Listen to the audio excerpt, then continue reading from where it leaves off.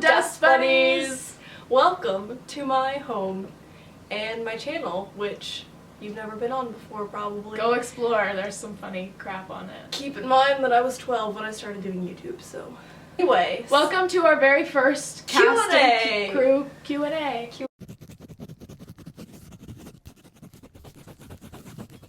Also, hi, I'm Karlee. I don't know. Yeah. You probably don't know that unless you follow me on Twitter. I'm the director, so you haven't seen me. Yes. Bethany is producer, writer, and Joe. And Emmi is Amy and does a lot of behind. And a writer and does a lot of behind the scenes stuff. Basically, all of us do everything. A lot. Cool. Emmi's here. Yay. I like the questions. Question time. So, our first question we got about our last episode's episode 20 of season 2. And comes from Maggie. Yes. So the question is, did Laurie and Joe have their falling out? Is Joe even a little mad at Amy? So, oh, I forgot to get the book. What we think you're asking is about the falling out that happens in the book/movie after Laurie proposes. No, that hasn't happened yet. Laurie hasn't proposed. We're not that far into the story yet. Where we're leaving off, Laurie and Joe are in a good place. They're good friends. So in the book, I'm sitting on the notes.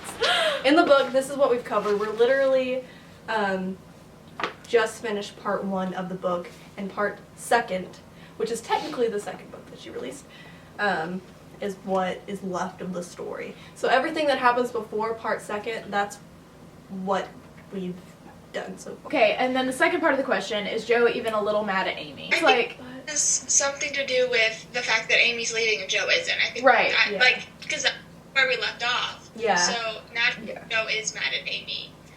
Yeah. But there are still other things to happen. Yeah. So. It's not so much that she's mad at Amy as just frustrated with the situation. And where we left off is Joe is at a very low point because she's just had this promise of studying abroad for so long, and again, she doesn't get it. But not only that, the thing that she's mad about is that Amy has worked for Dr. March for 1 semester, and she gets what Joe has been working for her entire college career. Yeah. And it's not so much that she's mad at Amy as the situation. She's mad at the situation. She's maybe a little mad at Dr. March. Yeah. And mostly just like in a really big place of self-doubt. So we'll definitely see those feelings develop a little more in the next season. Yeah.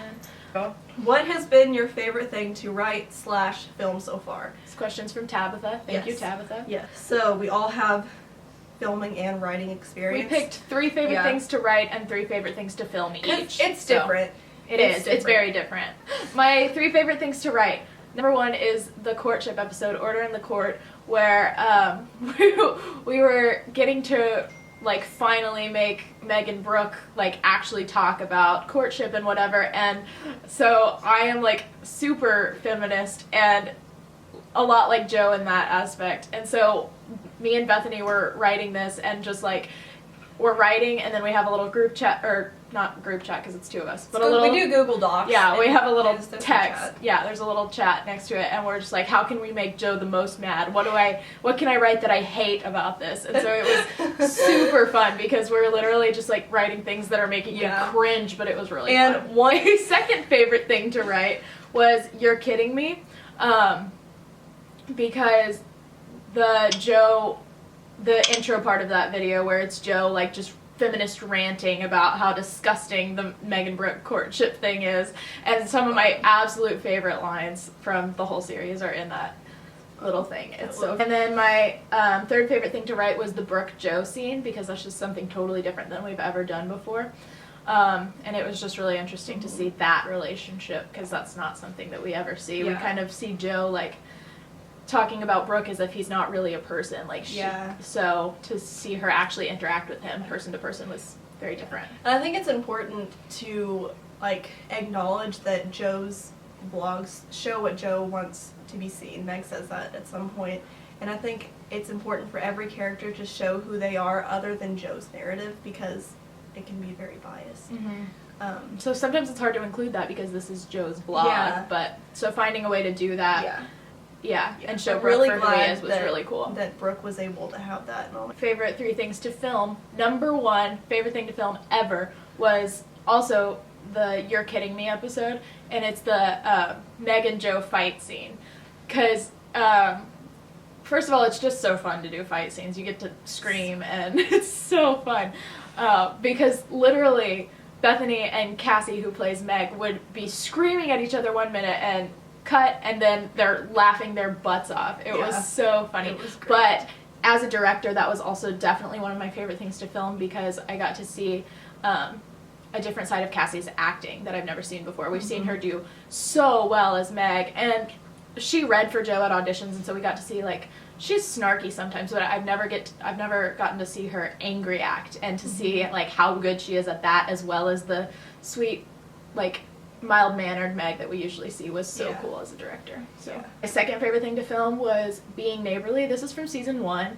This is the first episode I ever directed. It's where we meet Laurie, and it was just really fun to film. It was fun to direct, obviously. The first thing I ever got to direct was, so that was a cool experience, but it was really fun to see Bethany and Blaze, who plays Laurie, interact with each other on camera, because I had seen them a little bit in read-throughs and at auditions. That was the first episode that he filmed. That was the first episode that he filmed, and he was just, like, naturally very good at it. Okay, Bethany insists that I was not there when we filmed this episode, but I know that I was. I watched it be filmed. I think that you did 1 take before I got there, and then I got there and we filmed it.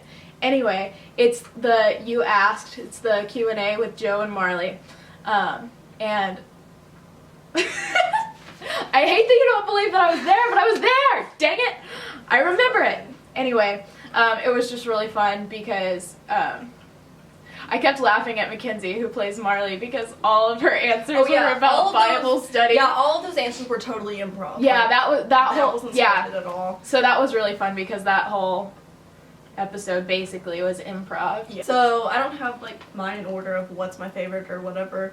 I've been involved in the writing with every episode. I've written all of Joe's monologue episodes, so it's really hard for me to choose which was my favorite to write because You've written a lot. I've written a lot, and I love writing, and I love the story, and I've loved adapting it. So, but my 3 that I picked from season 1, Ring by Spring, is one of my favorite Joe monologues ever. So we go to a Baptist college, and it's very, very accurate, the Ring by Spring thing. Also, literally 20 people at our college have gotten engaged in the last week. Literally. But the part They about need the to chill. gazebos is real too. We have 2 gazebos that are known for being either the proposal gazebo or the breakup gazebo. It's ridiculous. So yeah, it was really fun to write. Also loved writing You're Kidding Me, the feminist rant and the It was fight. so fun. Another favorite one to write, which is also one of my favorite episodes of the whole series, is Sure Will. I just love that episode. It's super cute. It's so cute. And that was one of the first things we ever wrote. Even before we had auditions or were really storyboarding. The first 2 episodes we wrote were the first episode. Joe's monologue was of the first episode, was the first thing we ever wrote. And then that one was, I think, the second one. I think so. We used it for auditions. Yeah, we did. And obviously, once we got to season 2, it had to change a little bit because, that was one of the first things we wrote. We made the world a bit different. Mm-hmm. But I love that interaction, again, because it's so different than what we usually see on Joe's channel. And that's one of the things I like about season 2 is because season 1 is very much, this is Joe's blog, this is what Joe thinks, this is what... And it's also very introductory with all the characters, and you're not really getting into plot. I love that we got to see so many different sides of all the characters in season 2.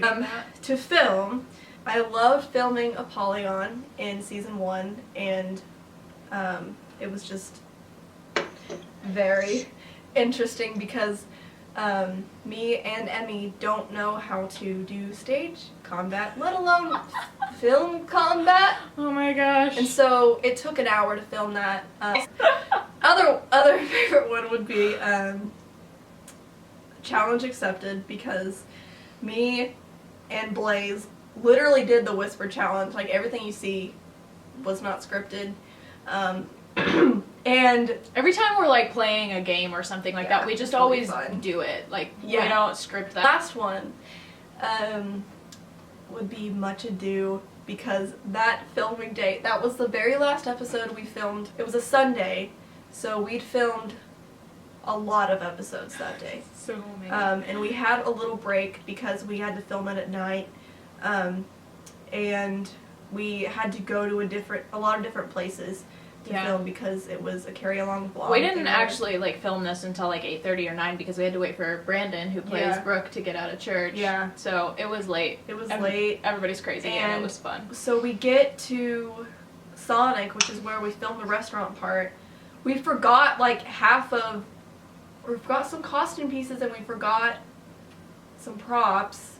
There was something that was like, we can't do it without that. So we had to go back and then go back again. And it was just like a crazy. But it was really fun, even though we had so much going on that was going wrong. It was really fun because Cassie, Brandon, and Blaze were just kind of like, well, this is happening. They were just like along for the ride. They were being super good sports.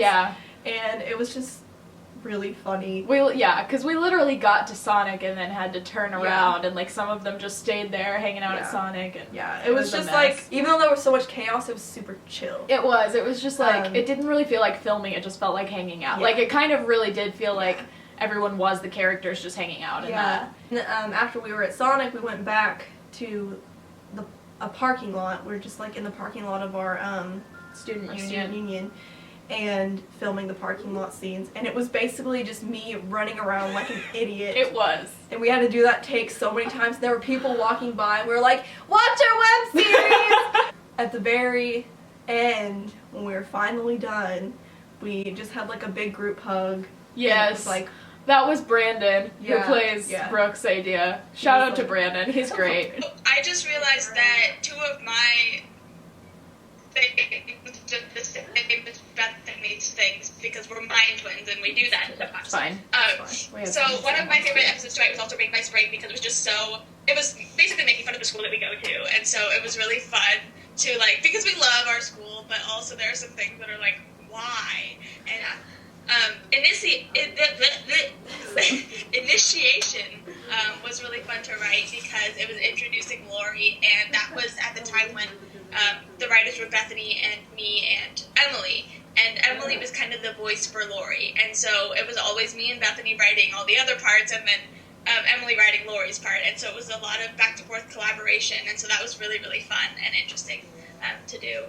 Also, I had a lot of fun writing I'm Sorry.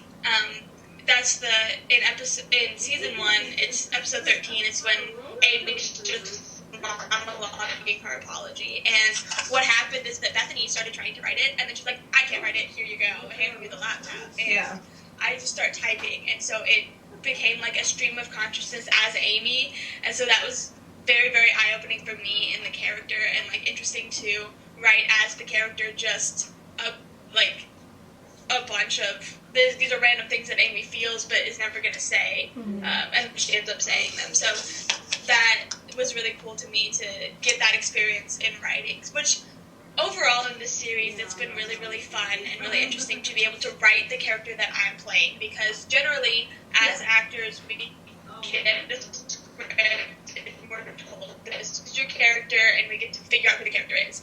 But this is kind of a new way of discovering the character, because we get to create the character in a way. So that's been just overall really, really, really fun. So then my filming episodes were Apollyon, the fight episode, because it took so long. And by the end of it, we were really frustrated and really tired and both getting really anxious because it was such high energy. It got to the point where Emily, our other director, was like, okay, we're doing one more take and then we're taking a break. If we don't get this take that we were going to take a break and come back to it later because it was just so hard, so difficult for us to do. What's up the door? But we ended up getting it, and we did it wonderfully. And so that was kind of showing us that we could. Say your last three again, just in case Okay, no one got it. so last three, the ones I had fun filming, Apollyon, because stage fighting is fun, and, like, not fun, but it's interesting to learn. It's always cool It to is learn kind new of things fun. on stage. And there were a lot of challenges with that episode that were just, it was very difficult for us to do, but through that we overcame them, like, together, and so that was kind of a bonding exercise, if that makes sense. And it kind of showed us that we can do a lot of things that we didn't think we could do before, because before that episode, Bethany and I were both kind of like, I don't know how this is going to work out, but it's fine. Yeah. Another one that I had fun filming is the banquet episode, because like we've said before, a lot of our episodes are improv when it just comes to, like, the girls hanging out and that kind of stuff. So that episode was basically entirely improv, except for the part when Joe's monologuing about the professors and stuff. But so Amy doing Joe's makeup was entirely improv, and that was really fun because generally before episodes, Bethany is doing my makeup.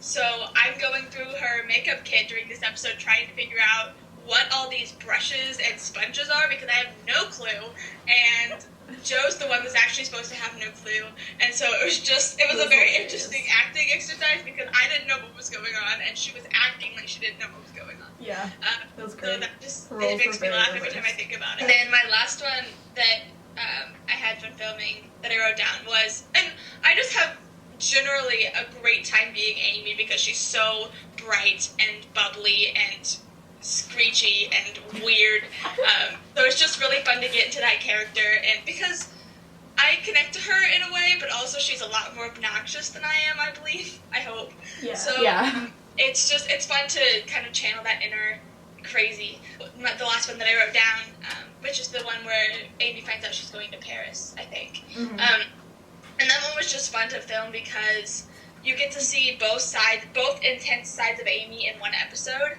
So it was really cool for me to figure out how she would react, because she does know that Joe has been working for this for a long time, and coming in, she's excited because she thinks that they're both going, and then she realizes that they're not, and so it's very much a 180 in Amy in one episode, and so that was interesting to me.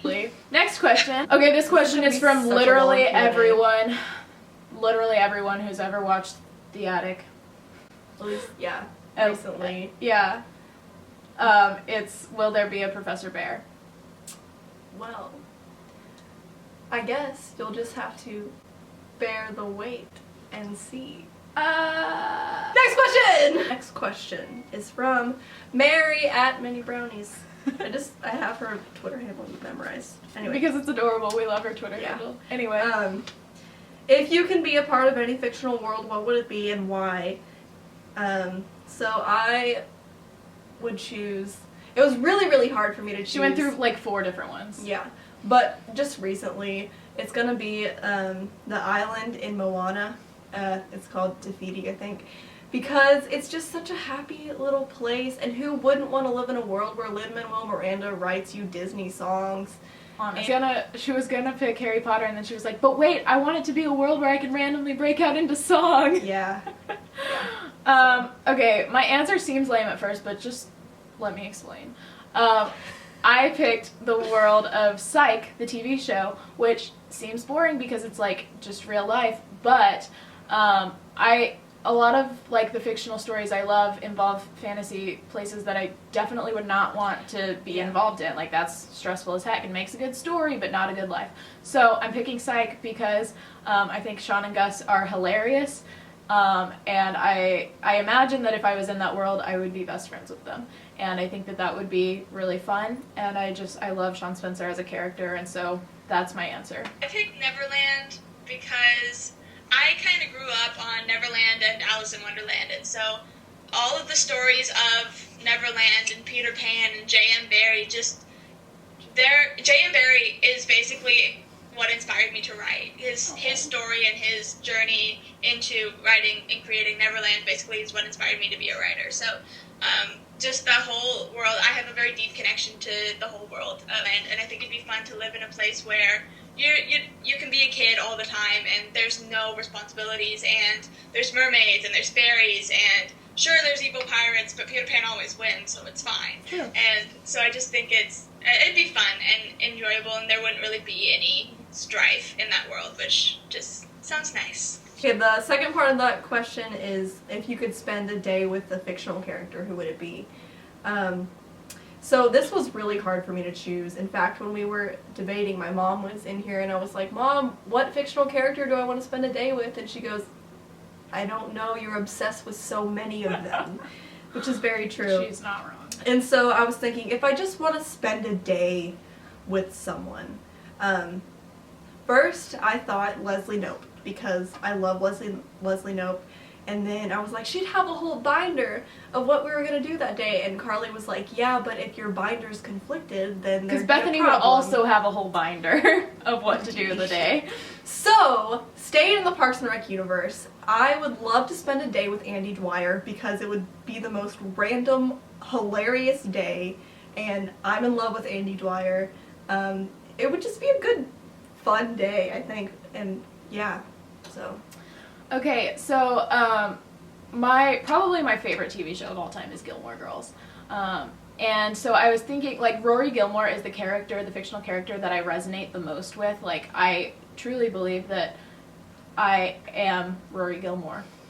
Anyway, guess what? I was thinking maybe I would want to spend a day with Rory Gilmore, and then I was like, I do that all the time, because that's me. I spend time with myself a lot. And, like, I don't know, I would just have like a lot of questions like, why did you do that? And then I feel like it would not necessarily be a fun day because it would be like questioning myself about my bad choices.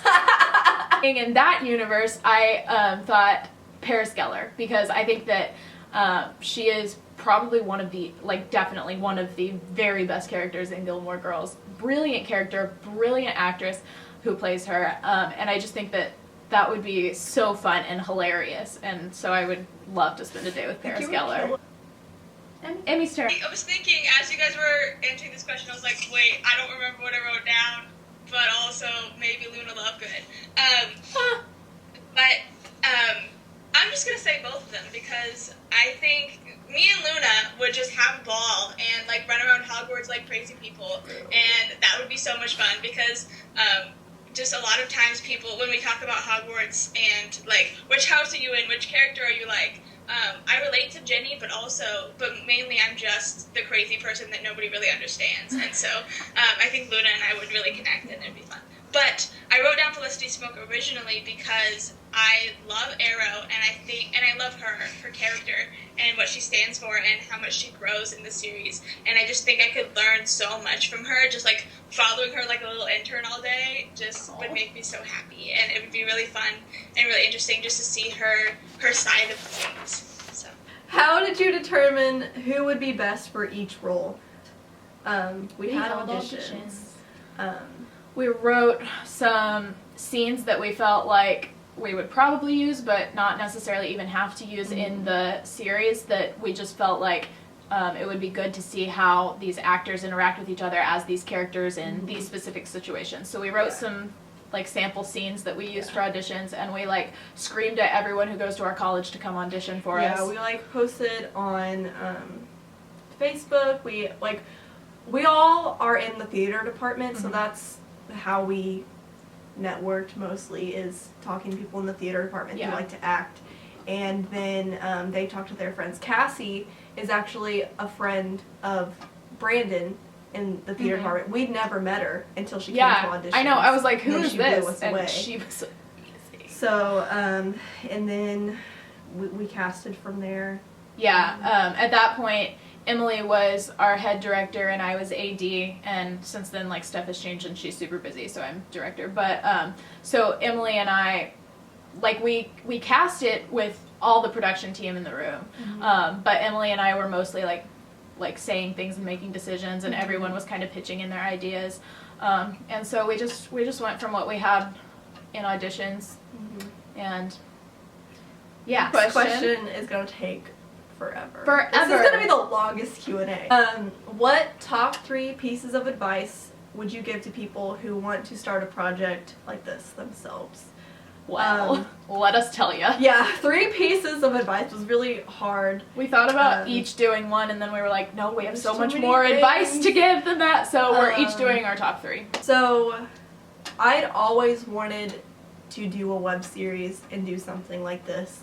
I've been involved in YouTube for a long time. I've watched a lot of web series on YouTube. I love the Lizzie Bennet Diaries. I love Green Gables Fables.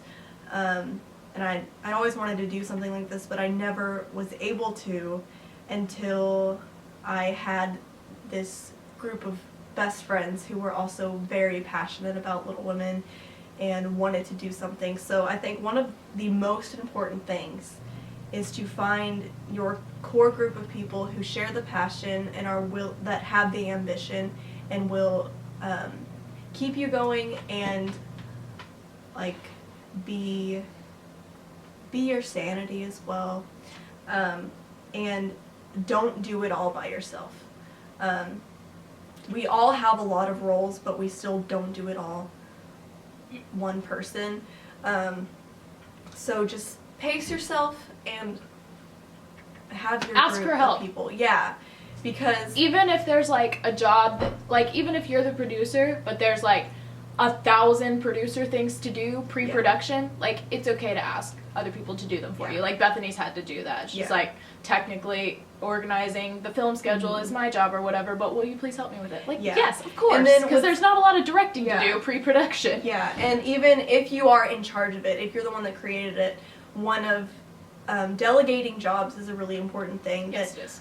I don't do well sometimes, so learn from my mistakes. I'm a control freak. So. Delegate. Second piece of advice is don't have your dad show up in the This is my father. You've now met both my parents really awkwardly. Oh, good. Second piece of advice. Come up with a schedule and make deadlines. Do it. Make deadlines for everyone. Make deadlines for yourself. If you want things to get done, yes, procrastination is a thing that sometimes has to happen. Make deadlines. Things will happen. Make it for yourself. Make it for the rest of your team. Make it for your actors, too. Yep. Third thing, when you're starting out, have auditions. Film your auditions so you can review it later. Yeah, we filmed auditions, we filmed read-throughs, and that was super helpful. Yeah, film the read-throughs. Just so, number one, you can look back as a director and know what you need to address in filming. And 2, because it helps the actors get used to the camera. Okay, mine. Number 1, take at least 3 complete takes of every shot, of every, whatever. Yeah, so, first season especially, there was a tendency to just, like, once we got one full shot with no mess-ups, like, that's good, let's go. Good enough. But never no, say that's it's never, good enough. It's never good enough. No. If it's another not take. good enough. Yeah, there's no such thing as good enough. That's stupid. So do at least 3 full takes. Yeah. And If you have to take a break and film it again. What you gotta do, but get 3 takes that, like, they could all work. Get 3 good takes. Yeah. Number 2, make everyone audition. I don't care, like, yourself. I don't care if you're, like, doing this with your 5 best friends, like we were. Make everybody audition. Yeah. It's, like, even if you are gonna give a role to someone, like, we pretty much knew, unless somebody else blew us the heck away or Bethany was amazing as another character, we were going to give the role of Jo to Bethany. And so, but making her audition helped her prepare to be Jo, and it helped her interact with the other characters as Jo, and making her read other parts was really good too. And so, yes, make everyone audition no matter what. Even yourself, if you're creating it. Yeah. If you want to be also in that aspect, just if you're trying to get something started, literally annoy everyone and tell them to audition. Yes. Like, we you're annoying promoted it people, to who our cares? theater professors, and both of them watch it, and one of them actually promoted it on Facebook on our school theater their website and like a bunch of places. So Mm-hmm. it's definitely okay to like ask for help promoting it and just promote it to everyone. Yeah, definitely promote your work. Like, Even don't if it's like you're gonna feel weird about it, but also like no one's gonna be like, I can't believe they told me to watch their web series. How rude! They're probably gonna be like, oh, that's cool. Maybe they'll watch it. Maybe they won't. Right. No harm done. Yeah. 3, if you have actors who like to write, involve them in the writing process. Now, the side note, I'm kind of contradicting myself a little bit, but don't make the whole cast write. Don't get 100 different writers. I mean, 100, but don't get like 12 different writers writing one episode, especially like, because you're gonna have weird consistency issues. But if you have like a good 3 or 4 people who are involved in the acting and the different aspects of the production that like to write, involve them in the writing. It's really super helpful for the actors when they get to write their own parts. Helps them get to know the character. It's super helpful as a director when I've like had experience with the script, when I've written part of the script, so it's helpful in any role when you're like part of the writing process. Even if they don't like to write, like make them be around when you're writing. Yeah. Another thing like with that too is when you're filming, if one of the actors is like, this line doesn't feel right, Change it. Let them change it. Yeah. And we're really not strict on our script. We're always like, as long as you get the general idea and you sound like a human when you're talking and you're getting the point across. There are sometimes lines that we're like, you have to say this exactly because it's very they're purposeful. Jokes or Emmi. Okay, so